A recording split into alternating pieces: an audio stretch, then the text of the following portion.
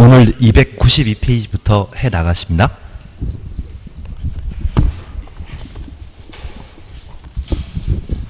건축법 끝나고 주택법 들어갔다가 농지법 갔다가 개발법 다시 들어갈 겁니다. 292페이지 보시게 되면 건축법령상 높이 제한에 관한 설명으로 틀린 것 찾도록 되어 있습니다. 1번입니다. 허가권자는 가로구역 단위로 건축물의 높이를 지정 공고할 수 있다. 여기 가로구역은 도로를 가로라 표현하게 됩니다. 도로 주변에 심어져 있는 나무를 가로수라 표현하는데 가로구역은 사방 모두 도로로 둘러싸인 땅을 말합니다. 이러한 곳은 효용 가치가 높기 때문에 출입할 통로가 많기 때문에 허가권자가 높이 지정할 수 있습니다. 2번입니다. 특광은 가로구역별 건축 높이를 조례로 정할 수 있다. 조례 추정 없습니다. 특별시장 광역시장은 예외적 허가권자로서 가로구역의 건축물 높이를 지정하고자 한다면 조례, 지방자치단체 법입니다. 조례로 결정할 수 있습니다. 3번입니다. 전용주거지역이나 일반 주거지역에서 전용주거지역, 일반 주거지역 가로 해놓습니다. 건축물을 건축하는 경우 높이가 9m 이하면 정북 방향의 인접 대지 경계선으로부터 1.5m 이상 띄어 건축하여야 한다. 이 말 나오면 1조 확보에 관한 높이 제한 규정으로 기억하시고 1조권이 필요한 용도지역은 전용주거지역과 일반 주거지역입니다. 그리고 대상 건축물은 공동주택이 적용 대상이라는 것 기억해 놓습니다. 1조권을 필요한 단독택의 경우는 1조 확보에 관한 높이 제한 규정이 지나친 규제이기 때문에 감당할 수 없습니다. 큰 건물인 공동택의 경우에만 적용된다는 것 기억해 놓습니다. 4번입니다. 3회의 경우 높이가 9m 초과하는 경우 정북 방향 인접 대지 경계선으로부터 2m 이상 띄어 건축해야 한다. 높이의 2배. 높이의 2분의 1, 죄송합니다. 높이의 2분의 1 이상 띄어 건축하도록 되어 있습니다. 그래서 4번을 답으로 해놓습니다. 5번 2층 이하로서 높이가 8m 이하 가로 해놓습니다. 우리가 건축법 공부하시면서 층의 구분이 없는 건축물은 4m를 한계층으로 판단했습니다. 그래서 2층이란 말 나오게 되면 높이는 8m 당연히 나와줘야 됩니다. 이러한 조건을 갖추었다고 하면 1조 확보에 관한 높이 제한 규정을 적용하지 아니할 수 있습니다. 그래서 답을 4번으로 해놓습니다.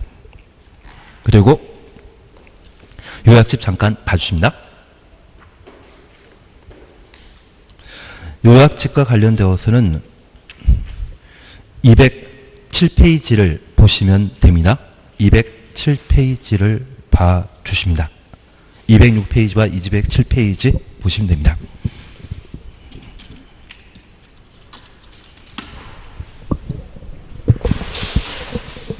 우리가 지금 공부하는 건축법은 적용 범위에서 세 문제가 보통 출제되게 됩니다.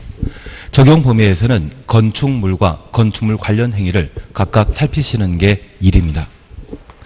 특별히 건축물과 관련되어서는 건축물의 개념과 여기 건축물 개념을 살펴보게 되면 건축물에 딸린 시설물은 모두 건축물인데 저 건축물과 분리되어 안전에 영향 끼칠 수 있는 공작물에 대해서는 시군 구청장에게 신고하도록 되어 있습니다. 이용답 4광 8고 5태입니다.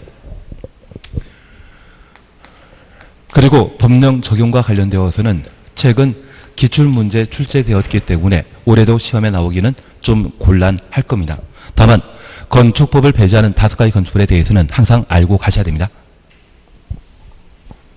그리고 세 번째가 건축물의 구성 등으로서 건축물의 종류 구분과 건축물의 구성 요소, 건축물의 크기를 판단하는 건축면적, 연면적, 높이, 층수에 관한 내용을 각각 살피게 되는데 올해 시험에 나오게 되면 얘를 시험에 다루게 될 겁니다. 그래서 올해는 건축면적과 연면적에 관한 사안들을 반드시 정리해 주시는 게 필요합니다. 작년 같은 경우는 바닥 면적에 관한 내용을 시험에 냈기 때문에 올해는 건축면적 그리고 용적률 산정 시에 연면적에서 제외되는 부분이 무엇인지 꼭 한번 파악해 줘야 됩니다. 그리고 건축물 관련 행위로서 건축 대수선, 리모델링 그리고 용도 변경을 살피시는데 이 세 개 관련 행위에 대해서는 내가 알고 계셔야 됩니다. 알고 있으리라 믿고 있습니다. 그리고 두 번째, 절차와 관련되어서는 건축 절차는 2단계로 구성되게 되는데 건축주가 자기가 살 집을 건축하기 위해 건축허가 신청하게 되면 신청 시 필요한 요건으로 대지에 대한 소유권 또는 사용권 확보하도록 되어 있습니다. 다만 구조 안전상의 문제가 발생할 수 있는 공유관계의 건축물의 경우에는 공유자 총수의 몇 %입니까? 80. 나는 모른 척 계속하고 있습니다. 전체 지분의 80% 확보한 상태에서 건축허가 신청할 수 있고 매도 청구에 관한 문제가 발생한다는 것 기억해 놓습니다. 공항법상 매도 청구의 사전 협의기간은 3개월이지만 집합건물법에서는 2개월로 정해져 있다는 것 봐주시는 게 필요합니다. 그리고 나는 안전영향평가 대상 알고 있다? 이쪽은 잘 알고 있는데 주변 부분은 모르는 척하고 아니 저를 쳐다도 안 보고 계십니다. 그래서 안전영향평가와 관련되어서는 초고층주물 또는 16층 이상으로서 연면적 10만 제곱미터 이상의 건축물이 안전영향평가 대상이라는 것 구분하시는 게 일입니다. 그리고 허가 파트와 관련되어서는 건축 허가 대상과 경매한 건축물에 대한 건축 대손 시에 가능한 신고에 관한 내용을 보시는데 29회 때 건축 신고 대상에 관한 내용을 각각 시험에 출제한 적이 있습니다. 절차 5일이란 말과 실효는 1년이란 말 한번 살피시는 게 일인 것 같습니다. 그리고 허가권자에 관한 사안들을 각각 정리해 주시기로 했고 특별히 도지사는 사전 승인권자인데 이 도지사는 도에 속해 있는 시군에 21층 이상이거나 연면적 10만 제곱미터 이상의 건축물 건축하는 때에는 시장 군수는 건축 허가하기 전에 미리 도지사의 승인 받도록 되어 있습니다. 그리고 10년에 한 번 출제되는 것이 자연환경 수질 보호를 목적으로 3층 이상이거나 연면적 1000제곱미터 이상의 공동주택, 위락시설, 숙박시설, 일반 음식점, 일반 업무시설에 대한 시장 군수의 건축 허가 시에 미리 도지사의 승인 받도록 되어 있습니다. 그래서 자수시에는 3000입니다. 얘가 10년에 한 번 나오거든요. 올해가 10년이 되는 해입니다. 그래서 좀 힘드시더라도 자수시에 3000이란 날 기억해 주시는 게 필요합니다. 간접 신고하면 3000만 원 받듯이 간접도 자수하면 3000만 원 받더라고요. 그래서 자수시에 3000이란 말 기억해 주시고 주거환경, 교육환경이라는 말 보게 되면 규모에 관계없이 위락시설, 숙박시설이 도지사의 사전 승인 대상이라는 것 확인해 놓습니다.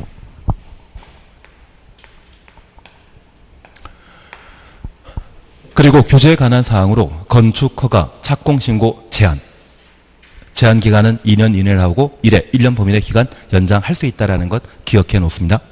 그리고 건축허가에 대한 필수적 취소에 관한 사항까지 한번 정리해 놔야 됩니다.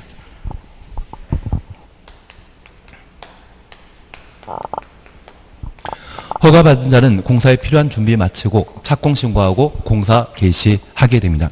착공신고는 신고한 날부터 3일 내에 수리 여부를 통지하도록 되어 있고 건축주가 건축공사 모두 완료하고 사용승인 신청하게 되면 허가권자는 7일 이내 사용승인을 위한 검사하고 합격한 건축물에 대해서는 사용승인서를 발급하도록 되어 있습니다. 그리고 이 사용승인 이후 유지관리에 관한 사안, 여기 유지관리는 사용승인 받은 때부터 건축물이 멸실될 때까지를 말하며 사용승인 받은 모든 건축물은 건축물 대장이 만들어지기 때문에 관할관청은 시군 구청장입니다. 특광은 포함되는 것 아니라는 것 기억해 주셔야 됩니다. 그래서 이 유지관리와 관련되어서는 정기점검과 수시점검에 관한 사항 그리고 철거신고와 멸실신고를 각각 정리해 놓는 것이 일입니다. 그리고 이제 세 번째 파트로서 우리 건축법은 안전한 건물 건축하는 것이 가장 중요한 목표입니다. 안전한 건물 건축하기 위해서는 건물 건축하는 대지가 안전해야 되고 이 대지는 건축법상 인정되는 도로에 접해 있을 때 대지이고 그렇지 않다면 맹지가 되게 됩니다. 여기 도로와 관련되어 가장 기본적인 것은 대지와 도로 사이의 관계. 건물 건축하는 대지는 도로에 2m 이상 접해야 된다. 264, 364 기억하는 게 1입니다. 그리고 저 대지와 도로 사이의 경계선을 뭐라 한다? 건축선이라 표현하게 됩니다. 여기 건축선과 관련되어서는 건축선의 지정에 관한 사항과, 근데 한 장짜리는 어디 다 버려버리셨죠? 아니, 자 들고 다니시는데 자주 보시죠. 지금 이게 한 장짜리입니다.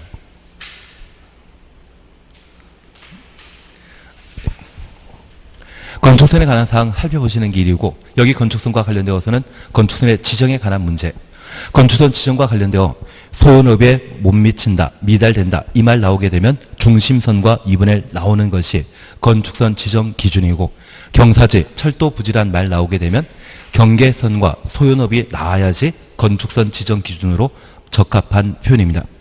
건축선에 따른 건축 제한 효과는 지표면 위에만 적용되고 지표 아래는 적용되지 않습니다. 그래서 지표 아래 건축물도 건축선의 수준면을 넘어서는 아니 된다. 이 말 넣으면 바로 틀린 것을 잡아내시는 게 1입니다. 그리고 조경에 관한 사항은 3년마다 우리 시험에 출제됩니다. 그래서 24회 때와 27회 때 시험에 다룬 적이 있기 때문에 올해가 또 3년 되는 해입니다. 면적 200제곱미터 이상의 대지에 건축하는 자는 조경 조치하여야 한다. 공장에 관한 사항과 물류시설 정리해 주시는 게 올해도 시험 나올 수 있는 일이 되게 될 겁니다.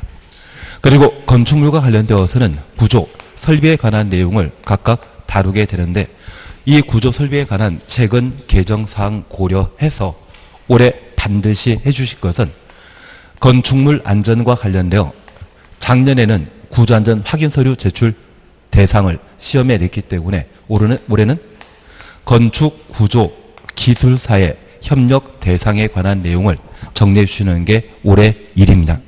그리고 지진에 견딜 수 있는 내진 설계에 관한 내용을 반드시 정리해 주실 것. 그리고 건축물의 기능과 관련되어 소음 방지를 위한 바닥 설치 대상을 정리해 주시는데, 다중주택은 소음 방지를 위한 바닥 설치 대상이다 아니다? 다중주택은 아니라는 것만 기억해 놓습니다. 그리고 승강기와 관련된 사항으로 승강기는 승용 승강기와 비상용 승강기, 피난용 승강기로 각각 구분하고 있는데, 피난용 승강기에 관한 사항을 최근 개정했기 때문에 꼭 보시고, 고층 건축물에는 승용 승강기 중에 한 대 이상을 피난용 승강기로 설치하여야 한다. 승강장의 바닥 면적은 피난용 승강기가 6글자이기 때문에 얼마? 6제곱미터 이상으로 하도록 되어 있습니다. 그리고 건축물의 높이 제한을 다루고 건축물과 관련된 규제 완화에 관한 사항을 우리 건축 제한 규정에서는 각각 다루게 됩니다. 여기 완화와 관련되어서는 공개 공제에 관한 문제 반드시 확인하실 것. 나는 공개 공제란 말 들어본 적 있죠. 그리고 특별 건축구역 반드시 해주실 것. 연합건축과 건축협정에 대해서는 기본적인 사항만 한번 해주시면 됩니다. 이제 높이 제한을 함께 살펴놓습니다. 우선 207페이지 보시게면 5번 가로구역 단위의 높이 제한 찾으셨죠? 1번입니다. 허가권자는 가로구역 단위로 건축물의 높이를 지정 공고할 수 있고, 2번 허가권자는 같은 가로구역에 건축물의 높이를 다르게 정할 수 있다. 다르게 정할 수 있다. 가로 해놓습니다. 그래서 가로구역의 건축물의 높이를 결정하는 것은 재량 행위에 해당된다는 것 이해해 놓습니다. 자기 마음대로 할 수 있는 겁니다. 같은 가로구역이라고 같게 하는 것 아닙니다. 그리고 3번 특광은 가로구역별 건축물의 높이를 특별시, 광역시, 조례로 정할 수 있습니다. 조례 동그라미 해놓습니다. 약간 더 추가하십니다.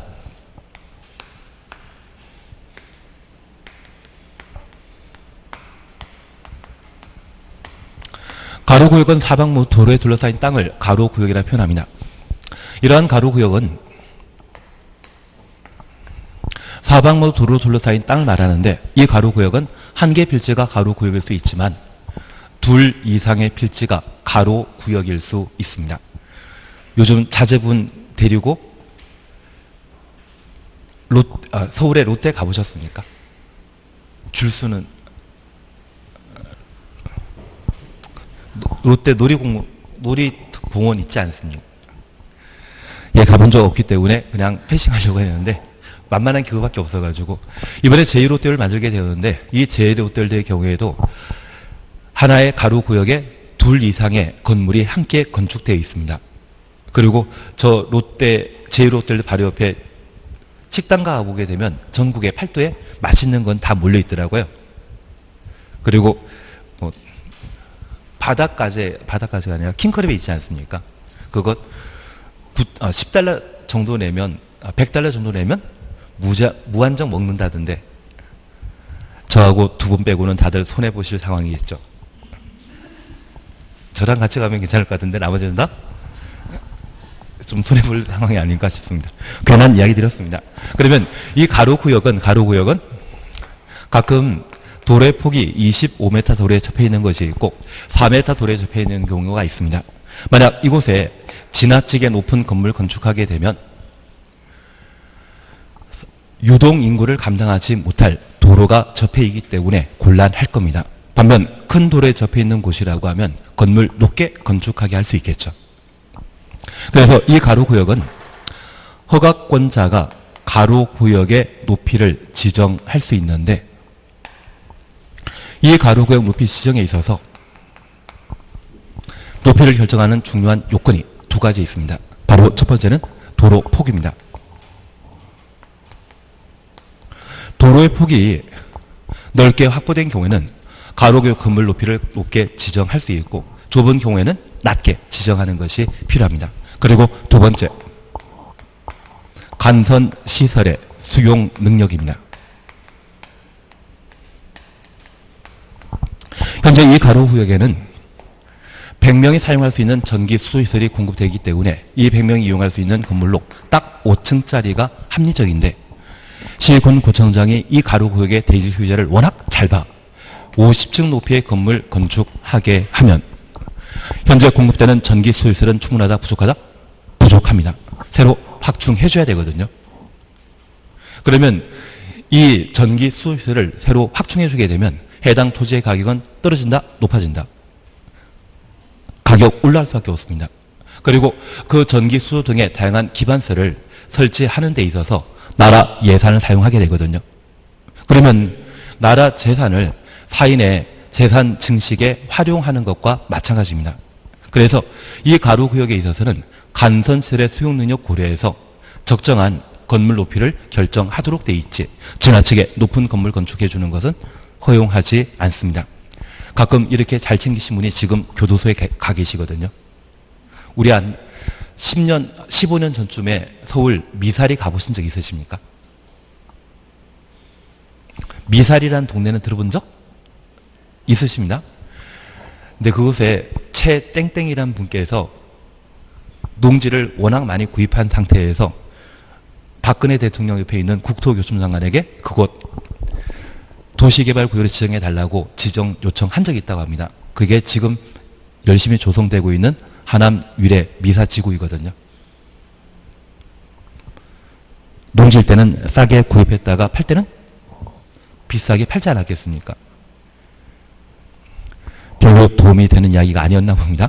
다만 우리가 이해해 주실 것은 이 가로구역이라 할지라도 현재 확보되어 있는 기반설보다 지나치게 높은 건물 건축하게 되면 토지의 가치가 높아질 수 있거든요. 이것은 사인의 재산 증식을 도모하기 위한 행정청의 조치에 해당되는 것으로 합리적이다, 불합리합니다. 그래서 이 가로구역의 높이를 결정함에 있어서는 항상 간선시설의 적정한 수용 능력을 고려해서 높이를 결정하도록 되어 있습니다. 이해되시겠습니까? 그리고 이것 두 개 외에 나중에 우리가 천천히 살펴보시게 되면 도시군 관리 계획. 여기 도시군 관리 계획에 이 가로구역의 용도 지역이 만약 주거 지역일 때 5층짜리 건물이 건축될 수 있는데 상업 지역인 때는 10층이나 그보다 높은 건물이 건축될 수 있도록 해야 되는데 불구하고 상업적인데 불구하고 3층 높이의 건물을 건축하게 하면 도시군 관리 계획에 적합한 것 아니죠. 그래서 이러한 내용들을 가로구역의 높이 결정 기준으로 정해 놓게 됩니다. 가장 중요한 것은 이 두 가지이기 때문에 꼭 한번 확인해 놓습니다. 그리고 이 가로구역 높이를 지정하는 방법으로 현재 허가권자는 원칙적인 허가권자가 시, 군, 구청장입니다. 이들은 지방건축위원회 심의 거쳐 가로구역의 높이를 지정할 수 있고 예외적인 허가권자는 특별시장, 광역시장인데 이 특광은 특별시, 광역시 조례로 가로구역의 높이를 지정할 수 있습니다. 그래서 우리가 알고 있는 제1호텔의 높이는 555m, 층수는 123층입니다. 만약 중국 사람들이 제1호텔들을 만들게 된다고 하면 제 생각에는 8자를 제일 좋아하거든요. 888m를 가로구역 높이로 지정하지 않았나 싶습니다.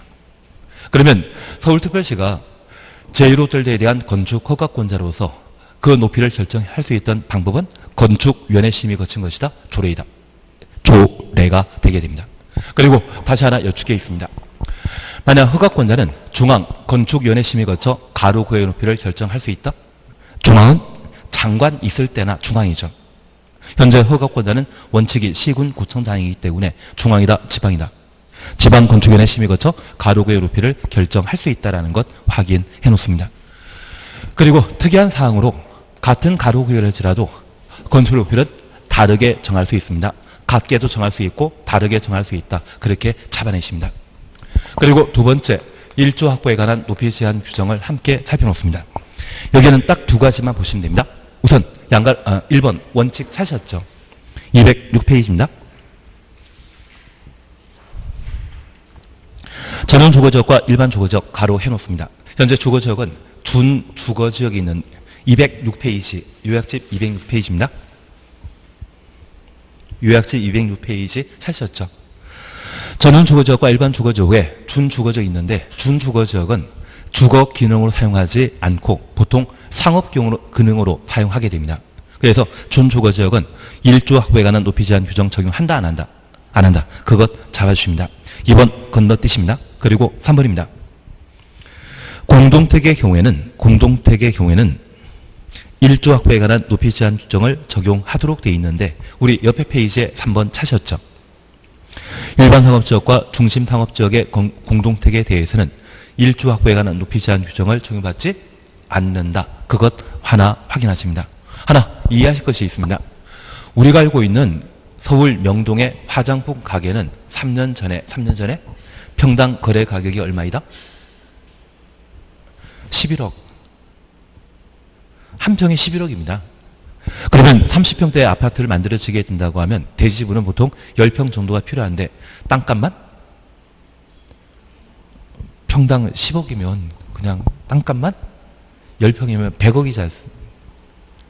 100억짜리 아파트가 만들어지는 건 된다, 안 된다? 안 된다. 그래서 말도 안 되는 이야기 드렸습니다. 그래서 분양 가격을 안정시키기 위해 중심 상업지역과 일반 상업지역에 건축하는 공동택에 대해서는 1조 확보에 관한 높이 제한 규정을 적용하지 않게 됩니다. 그것 하나 확인해 놓습니다. 그리고 재미로 하나 봐줄 게 있습니다. 양가로 2번 보게 되면 위에서 세 번째 줄에 다만이란 말 찾으셨죠? 대지의 모든 세대가 동질 기준으로 동지라고 하면 태양의 고도가 가장 낮고 건물의 그림자는 가장 길게 형성되게 될 겁니다. 그때 햇빛을 필요로 하는 9시에서 15시 사이 2시간 이상 계속하여 1조 확보할 수 있는 거리 이상 확보했다고 하면 1조 확보에 관한 높이 제한 규정을 정하지 않습니다. 그래서 겨울철에도 세탁물 건조시켜야 되지 않겠습니까? 아파트의 모든 세대가 햇빛을 필요하기 때문에 동간 거리 확보함에 있어서 동질 기준으로 9시에서 15시 사이에 햇빛 얼마 이상?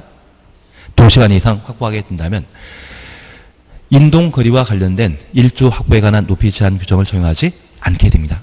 그냥 동질이란 말 눈에 보이시고 9시에서 15시 사이 몇 시간? 2시간 이상이라는 것을 눈에 확인만 해놓습니다. 그러면 두 번째 1조 확보와 관련된 높이 제한은 적용되는 용도 지역은 어디에만? 전용 주거지역과 일반 주거지역입니다. 그러면 이 전용 주거지역과 일반 주거지역에서는 건축되는 모든 건축물, 주택만이 아니라 비주택이라 할지라도 1조 확보에 관한 높이 제한 규정을 적용하고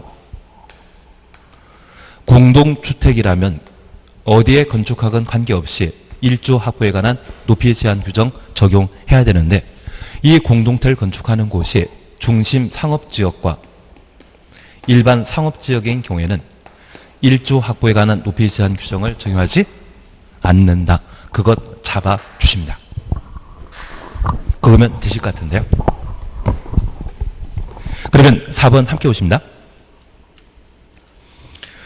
건축물 높이 제한에 관한 설명을 틀린 것 찾도록 되어 있습니다. 1번 전용 주거지역과 일반 주거지역에 건축하는 건축물에 대해서는 1조 확보에 관한 높이 제한 규정이 적용된다. 1번 맞습니다. 2번입니다.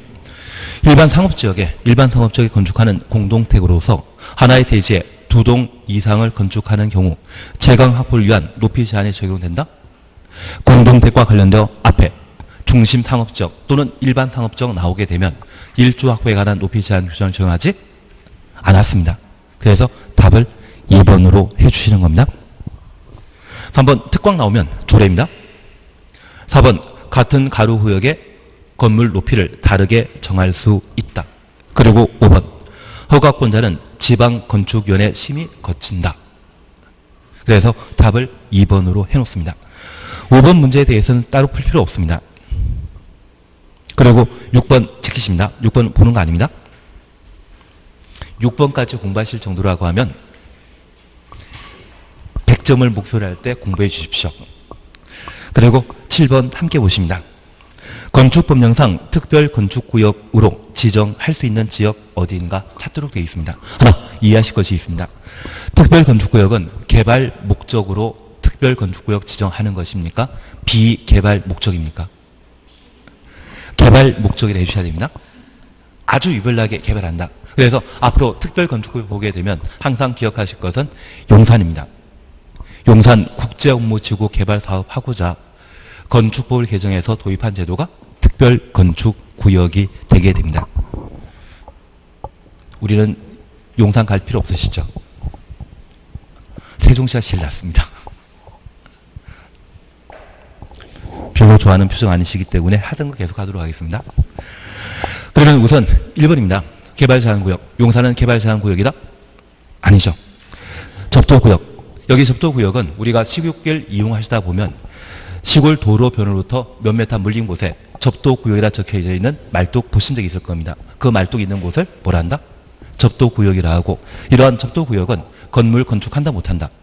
못하는 건 믿습니다. 그리고 3번 보전산지입니다. 지금 294페이지 294페이지 보십니다. 보전산지, 용산은 보전산지이다? 아닙니다. 자연공원. 예. 자연공원이다? 아니다. 그리고 5번 상수원 보호구역. 예, 답은 상수원 보호구역인데 좀 그냥 넘어갑니다. 답은 5번을 해놓습니다. 잠깐 우리 확인해 주실 것이 있습니다. 여기 특별건축구역은 올해 시험에 나오게 될 겁니다. 특별건축구역은 올해 시험에 나오게 될 텐데 215페이지 봐주십니다. 215페이지 봐주십니다. 기왕 215페이지 보셨기 때문에 213페이지 잠깐 봐주십니다. 213페이지 보시게 되면 건축분쟁전문위원회 사셨죠. 여기 건축분쟁전문위원회는 건축물 건축과 관련된 다툼이 발생했을 때 해결하는 기구를 말합니다. 사실 각종 분쟁과 관련되어 가장 권위 있게 해결할 수 있는 방법은 소송 절차에 따라 분쟁을 해결하는 것이 원칙인데 이 소송 절차 시에는 많은 시간과 비용이 발생하게 됩니다. 그래서 법원 판사가 아닌 전문가로 하여금 분쟁을 해결할 수 있도록 유도하는 제도가 분쟁전문위원회 기능이 되게 됩니다. 그러면 우리가 잠깐 이해하실 것이 있습니다. 여기 소송 절차와 비교되는 것이 민법상 화해입니다. 그래서 분쟁전문위원회가 조정, 제정하게 되면 그 방법은 소송 절차에 따라 분쟁 해결한 것이다, 화해 방법으로 분쟁 해결한 것이다. 화해입니다. 여기 화해 방법으로 분쟁을 해결하게 된다고 하면 건축분쟁전문위원회에서 분쟁 조정하게 되는 당사자는 상하관계이다, 대등관계이다. 민법은 대등관계를 기준으로 하고 있습니다. 그래서 이 건축분쟁전문위원회 분쟁 조정 대상은 사인과 사인 사이의 분쟁에 대해서만 분쟁 조정을 담당하지 국가 국민 사이의 관계에 대해서는 분쟁 조정하지 않습니다. 그래서 양가로 이번 보게 되면 분쟁전문위원회 조정 대상이 되는 것은 건축관계자와 인근 주민 간의 분쟁, 사인과 사인이죠. 관계 전문기술자와 인근 주민 간의 분쟁, 개인과 개인입니다. 관계 전문가와 관계 전문기술자 간의 분쟁.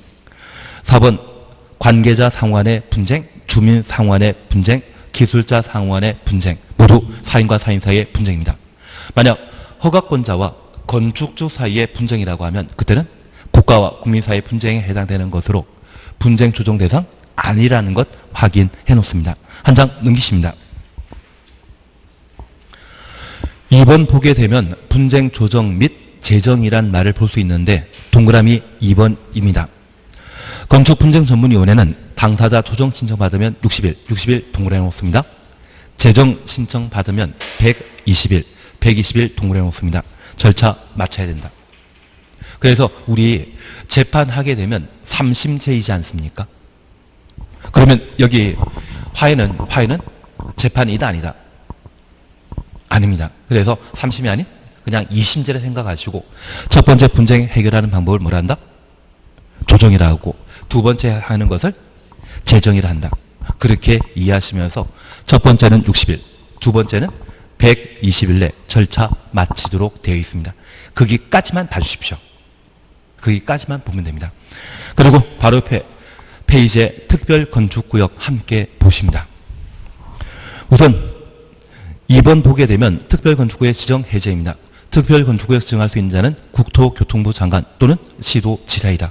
국토교통부 장관부터 시도지사까지 가로 해놓습니다.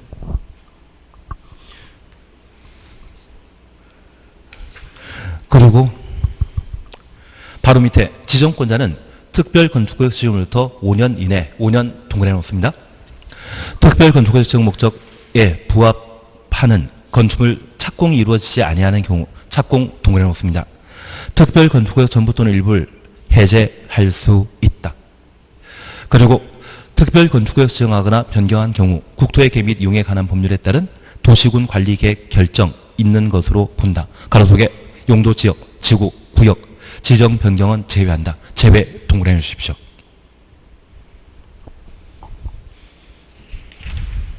그리고 한 장 넘기십니다.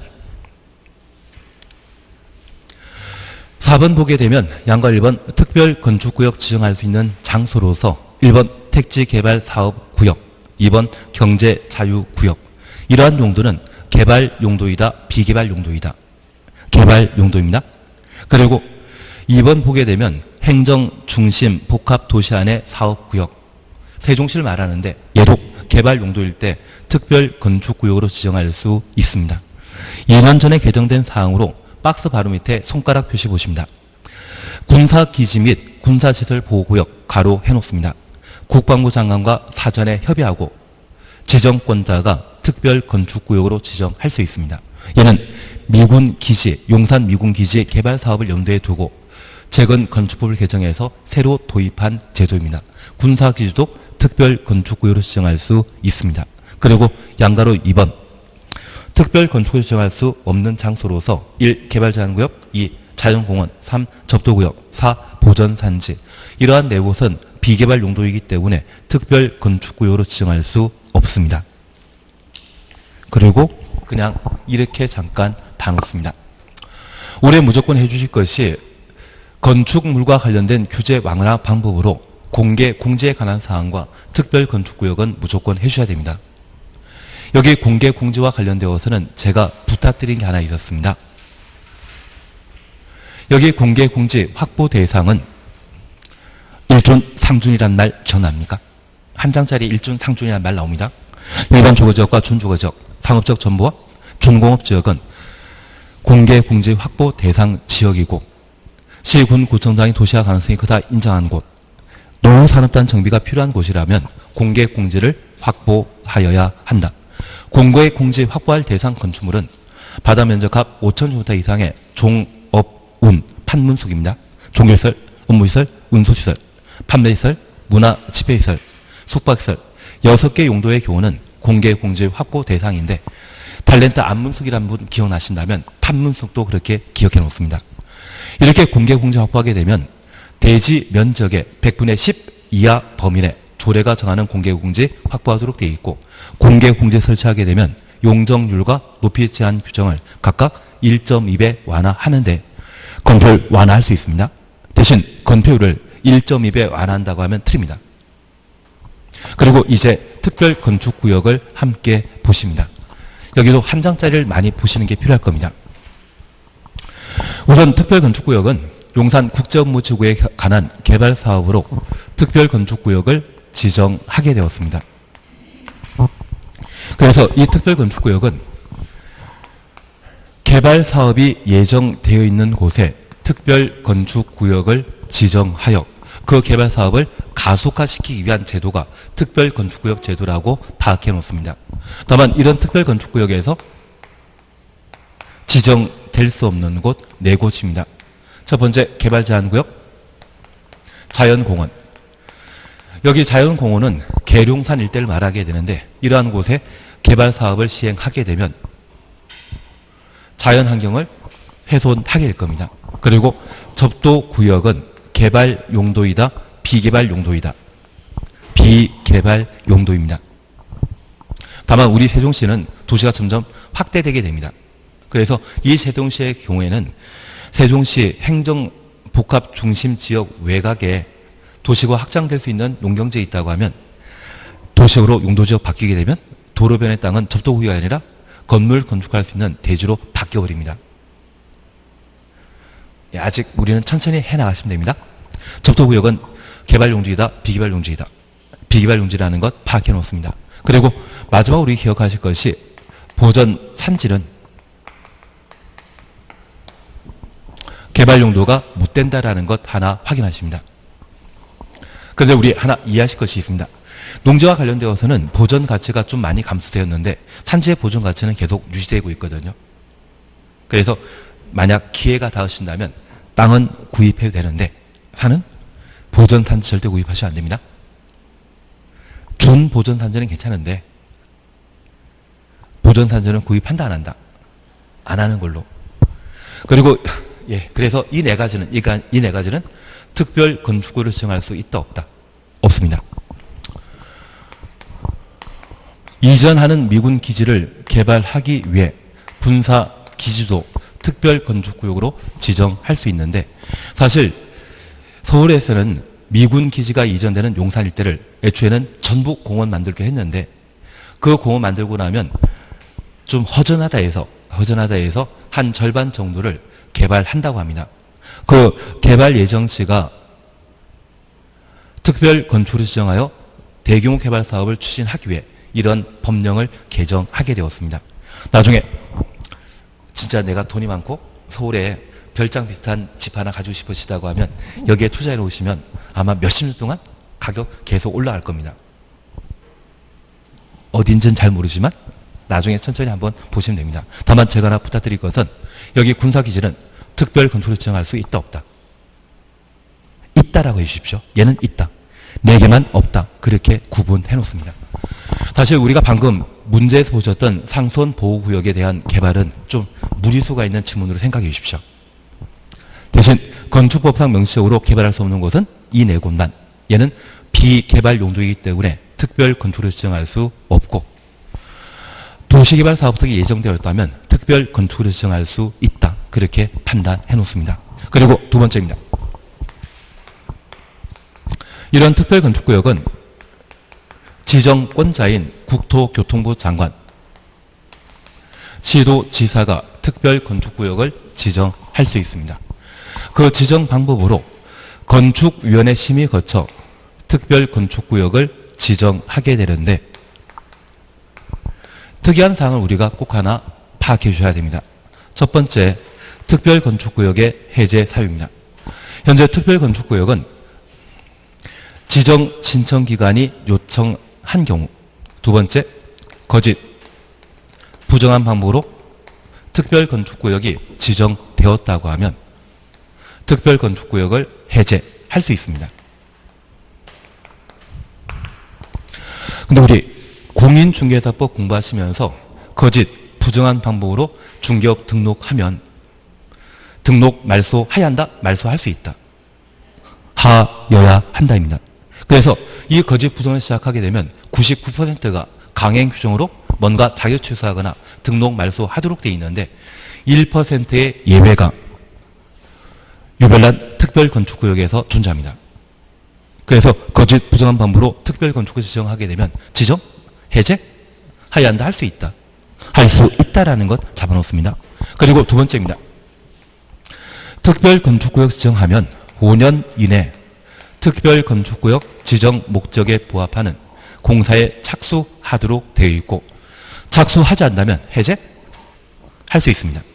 그러면 우리 함께 공부하신 것으로서 통상 착공에 관한 이야기 나오면 몇 년 내 공사 착수한다?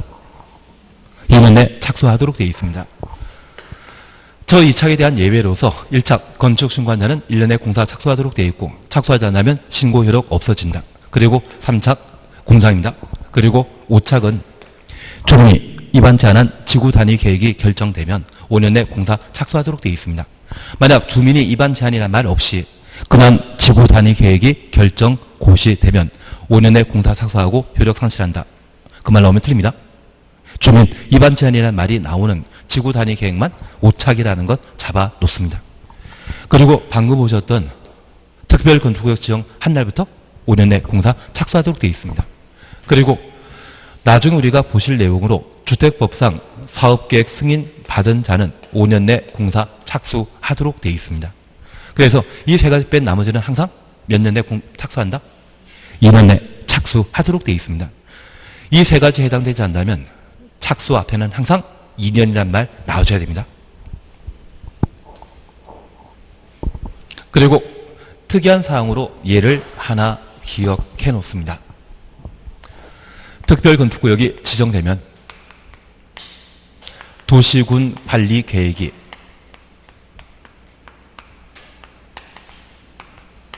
결정된 것으로 본다. 다만 이 도시군 관리 계획에는 1번 용도 지역, 용도 지구 지정 변경과 2번 용도 구역의 지정 변경은 포함한다, 제외한다. 제외한다. 이 의미는 이렇습니다. 우리가 지금까지 공부하시면서 비도시역에 전, 산, 태기 지정 고시되면 도시지역으로 결정 고시된 것으로 본다. 그 말 기억나시겠습니까? 전원개발사업구역, 국가산업단지, 일반산업단지, 도시첨단산업단지, 택지개발지구 지정 고시되면 도시적으로 결정 고시된 것으로 본다. 그런데 이 전산택은 어디에 지정된 것이다? 비도시역. 그런데 이 특별건축구역은 비도시역에 지정한 것입니까? 개발용도에 지정한 것입니까? 개발용도에 지정했다고 하면 그 개발사업이 가능한 것은 이미 도시지역에 해당되기 때문에 특별건축구역 지정된다 해서 도시로 바뀔 일은 없죠. 그래서 특별건축구역 지정되게 되면 도시적으로 결정 고시된 것으로 본다. 이 말 나오면 바로 틀린 겁니다. 이미 특별건축구역은 개발 용도인 용산에, 용산이라고 하면 서울에서는 중심지이거든요. 그 용산에 지정되었다고 하면 이미 개발 용도의 도시지역에 지정된 상태이기 때문에 도시적으로 결정 고시된 것을 본다. 이 말 나오면 틀립니다. 그래서 이러한 도시군 관리 계획의 의제 사항에는 지역, 지구, 구역 포함한다, 제외한다. 제외한다. 만약 포함한다로 되어 있다면 그 자체가 잘못된 것으로 잡아내야 됩니다. 그것 해주시는 게 특별건축구역과 관련되어 올해 시험에 나올 이야기입니다. 가장 만만한 것은 대상에 관한 내용을 시험 물어보는 게 일반적일 것이고 약간 애매한 것이 있다고 하면 저 2, 3에 관한 내용 정리해 주시는 게 필요합니다. 그리고 내가 약간 더 공부한다고 하면 여기까지 하나 더 해주십시오. 특별건축구역 해제 사유로서 특별건축구역 지정 요건에 위반하였으나 지정 불가능한 때 특별건축구역 전부 또는 일부를 해제할 수 있다. 여기까지 봐놓습니다. 하나 이해하실 것이 있습니다. 개발제한구역을 특별건축으로 지정하고자 한다면 개발제한구역 해제하고 특별건축구역 지정해야 되는데 저 개발제한구역 해제할 때 토지의 가격은 몇 배 오른다? 10배 올라가거든요. 이후 특별건축구역 지정하게 되면 이곳에 도로나 주차장이나 다양한 기반시설 설치하게 된다면 그 보상은 1을 기준으로 해줘야 되겠습니까? 10을 기준으로 보상해야 되겠습니까? 10을 기준으로 보상해야 될 겁니다. 대신 이 개발 제한 구역일 때 특별 건축구역 지정하고 이후에 해제하게 되면 개발 제한 구역 해제하게 되면 각종 개발 사업의 보상은 1 기준으로 보상할 수 있지 않겠습니까? 그래서 특별 건축구역 지정 당시에는 지정 요건 위반하고 이후 시정되면 특별 건축구역 계속 유지하고 불가능하면 특별 건축구역 해제할 수 있다. 특이한 해제 사유를 가지게 됩니다. 그래서 이 세 가지 해제 사유는 아주 신기한 해제 사유라는 것만 하나 확인해 놓습니다. 여기에는 없지만 한 장짜리 있지 않습니까?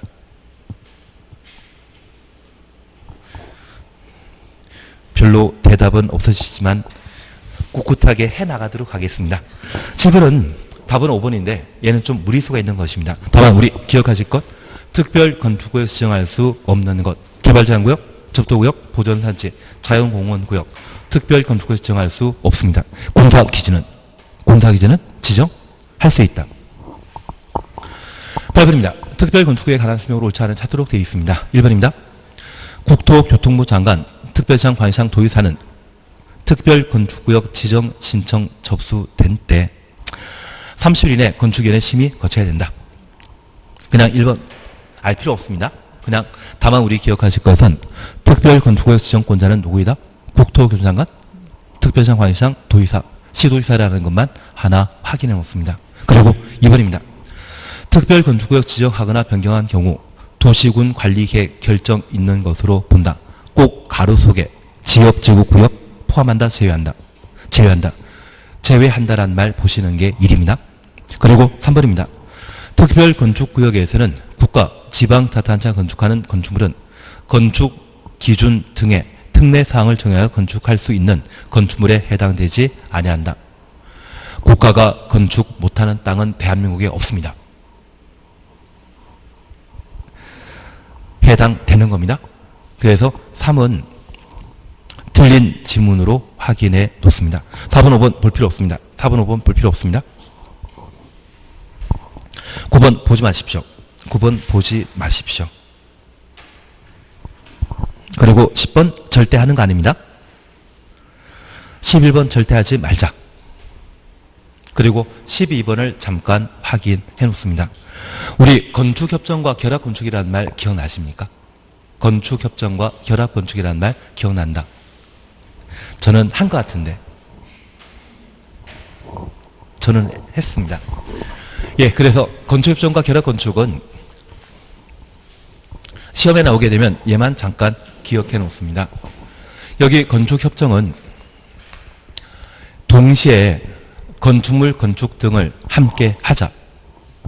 개인과 개인 사이에 협약, 계약 체결하게 되면 행정청이 개입하는 형태를 건축협정이라 하고